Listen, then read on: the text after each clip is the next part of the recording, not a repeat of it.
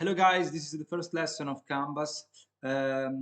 Canvas element, which we said is an API, blah, blah, blah, is a new feature in HTML5, and we can do some graphics with it. So this is how to set a canvas. It has there is this Canva element, and that's it. Let's open it on the live server. And nothing shows on the screen. Why? Because a canvas by default is a square, a white square that you cannot, actually a rectangle that you cannot resemble from the white background. So now let's just add a border and something else. Okay, so here is the first example. We are going to see a lot of them in the video. The context of the Canva, we created a context, CTX context is stored in a variable, and we changed the dimension of the Canva to 500 pixel, which actually is the default, but we explained it. And this is not like CSS. We are really adding the width and height HTML property to the element, and the fill rect method on the context we draws a rectangle. It takes 4 parameters. These are the X and Y positions, and the last 2 are the width and height of the rectangle, which in this case, of course, is a square. So very simple. Okay, here is it. Okay, we have drawn this rectangle. Of course, we can is black because we can even change the color anyway. You can come here and you write ctx dot fill style equal to pink. Okay. Okay, and of course it's pink, and I must say that we have used the normal notation, but we can even use hexadecimal. For example, for pink, I think I'm reading, of course, I cannot lie, is FF C0 CB, and of course there are others. The first 2 characters specify the amount of red, the third and fourth the amount of green, and the last 2 the amount of blue. Okay.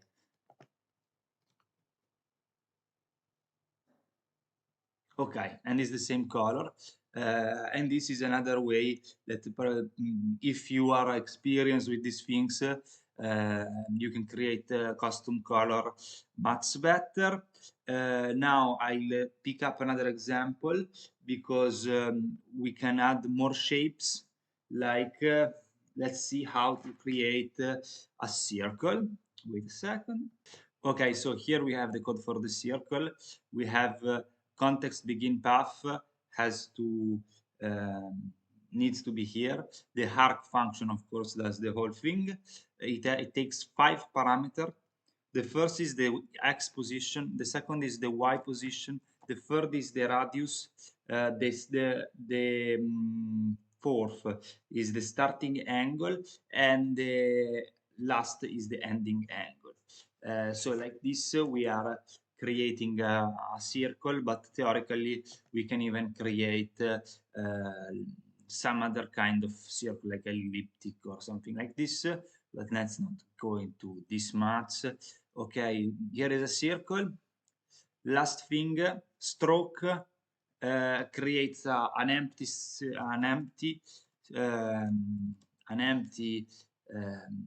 circle. If we write fill, you see fill, it creates a full circle. So here we have a full circle. Okay, next, I'm going to create a line. Let's create a line. Okay, so here I added back canvas width and height. I specified line width that can be 2 or can be more or can be less. Then the parameters are context move to, which is the starting point, of course, inside the canvas. And this is 0, 0, so it's on the top left. Line 2, which is, I placed 200, 100, but vabbè, let's leave it there. It will go, oops. 100 100 it's context stroke 100 100 because 200 was working anyway, but was too much for the width of the canvas. And then context stroke, which is what actually is triggering the function. We come here. Okay, here we have our line, everything very simple. Now let's see some other features before we move to something more useful, like adding text, etc. Here is the linear gradient, so we are creating a smooth, you know what I mean, gradients between one and the other. Just to explain, we are creating this effect. Okay, didn't say it, but wait a moment.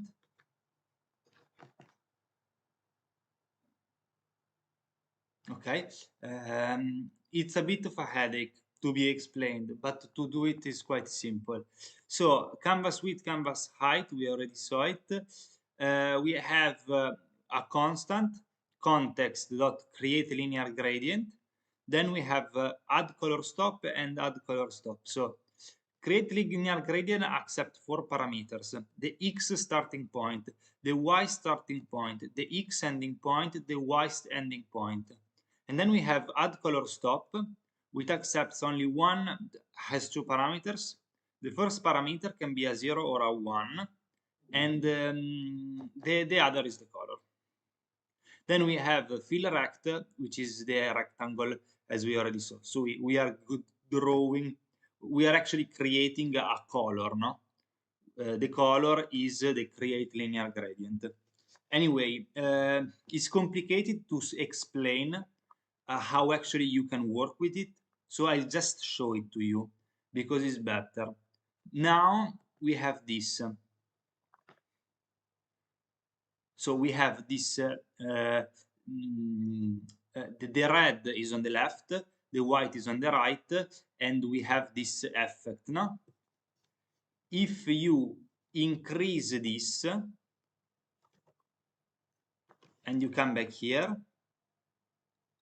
there is more red. So if you have increased here, there is more red. If you decrease here, is more white. Okay, but if I come here, for example, if I now I was working with the x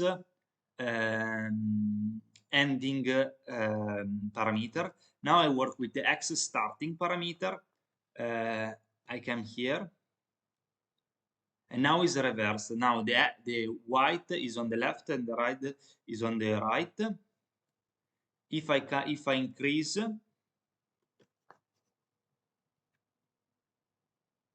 is even more white. If I decrease,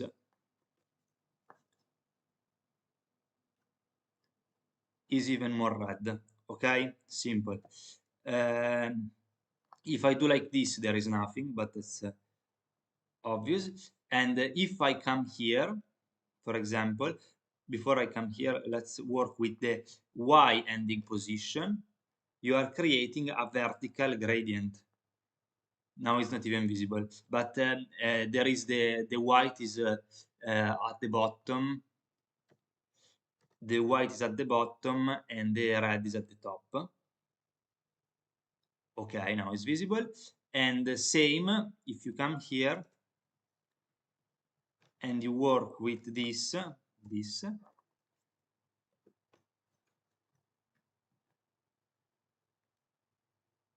same it in reversed.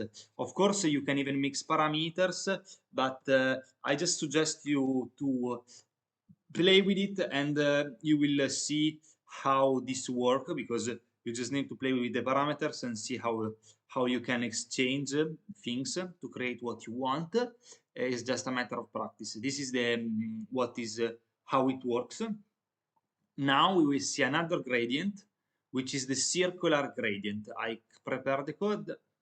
So here is our circular gradient. Actually, the function is called create radial gradient. Let's see. We have as before, then const gradient. Create radial gradient accepts 6 parameters. The first is the x and y. The first two is the x and y position of the first circle, because we are going to use 2 circles. X and y position of the first circle, and radius of the circle, x and y position of the second circle, and the radius of the circle. Okay, then we have 3 color stops. Why? Because the first will fill the inner circle, the second will be the border, and the third will fill what else will be there, because we are going to draw everything on a rectangle, on a square. So let's just see the image, because these things are good to be looked explaining. Okay, the colors are a bunch of on the face, but as you see, we have orange, white, green. Now let's see how we can change this according to the parameters. So for example, if I come here and I change this to 50, we are modifying the radius of the first circle. And now, as you can see, the red has become much more near to the border. And of course, if we arrive at 70, the code breaks. Okay, let's see 60. You can see that the white is getting a little space, and we are occupying all with orange. Okay, same. We can modify this one to give more less space to the green, which is the background, no? So we can come here. I deleted the page.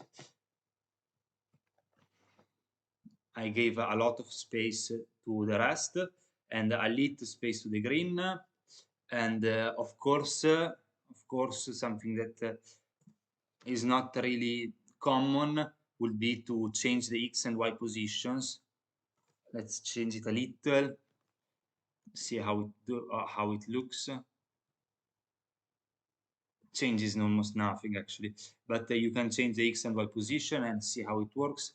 Using canvases in this way, especially for these things, is just a matter of trial and error of coding and see how it looks.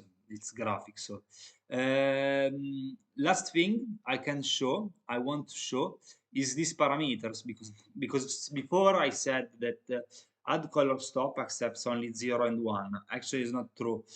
Add color stops accept any parameters between 0 and 1. So between 0 and 1, if you make 1.1, it breaks. Anyway, if you come here and you write not 0.9 but 0.5, things changes a little. Okay, now maybe you don't remember the other figure, but now the white is much less, is more smooth. I don't know how to say it. The contrast between the green and the white changes. Now is much more defined, no? If you return here, okay, and of course you can do a lot of stuff. Theoretically, if you come here and you write a color stop that is minor to the green, now the color are reversed, because it doesn't matter how much where I put if orange is before white or green. Now they are just look. Now is the white that is now is a mess, but now is the white that is delimiting the shape, because the color stop is minor than is major than the green. Okay, I hope I explained myself. This talking about this become messy, but if you practice it, you see that it's pretty simple. Okay, so this is the end of the first video for Canvas. Then we will move on to to something more. We will move on about talking about text, how to add text to the Canvas, and working with images. And then I don't know. Thank you very much for watching, and see you in the next video.